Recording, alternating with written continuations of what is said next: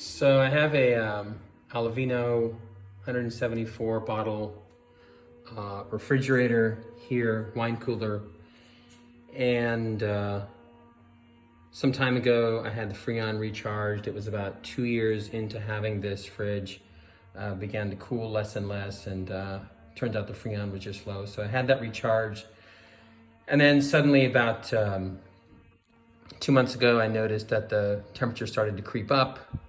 Couldn't keep the system cool, couldn't keep the interior cool. So I thought maybe the compressor's leaking, but turns out that wasn't the case at all. As I emptied the fridge in preparation for a technician to come by, I found that in the back, namely right about here, there was a very large block of ice. It was on the back panel, and I didn't have a clue what that was. I figured out how to remove the shelves. That was a little bit tricky, but the way to do it is on the side of the shelves, there is a little lever you see here. And on the right side, you pull down, and that releases the shelf from the latch. And on the left side, it's exactly the opposite. You lift up on this little lever, up on that lever, and it will release the shelf from the fridge. And then began to defrost it. Found it had been problematic for a while. You can see all the other condensation, the scaling from the water down here. I had to actually remove the panel. You gotta unscrew these screws located around the edges of the panel, and as well as on the backbone. There are screws in the middle here, etc., all the way down.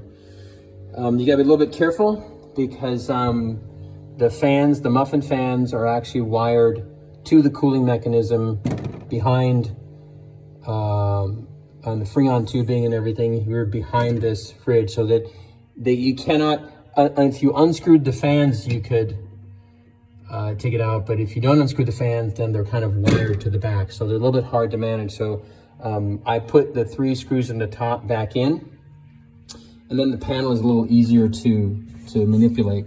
The reason that's important is it turns out that behind the panel, there was a massive block of ice up there. You can still see it. And it's still melting. So I gotta let that thing fully melt. I placed a little rag here at the bottom to catch all the dripping water. Then I'll have to clean this up with Simple Green or something. But it's not just on the front of the panel. The actual cold is because of that bad boy, which on the top you can see is a styrofoam piece as well. So all that's gotta melt. Then I gotta clean all this up. And then the fridge will work again. I'm convinced of that. So it turns out it was not a Freon leak, just needs some defrosting. Now you might ask, how'd all that ice get in there and is it gonna come back? So what happened, I noticed, my wife pointed out that this fridge, the door, let me push these in. Push these in.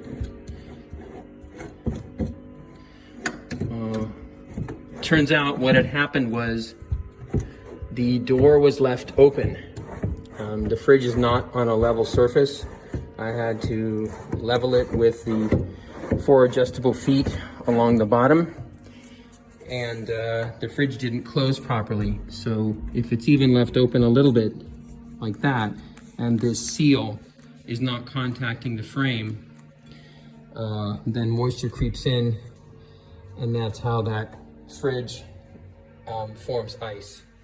So you got to watch out and make sure that you close this drawer properly and it doesn't let moisture creep into the back of the fridge. You have to make sure it shuts. So there you go. That's the fridge, the problem, and how to debug it if you encounter this problem.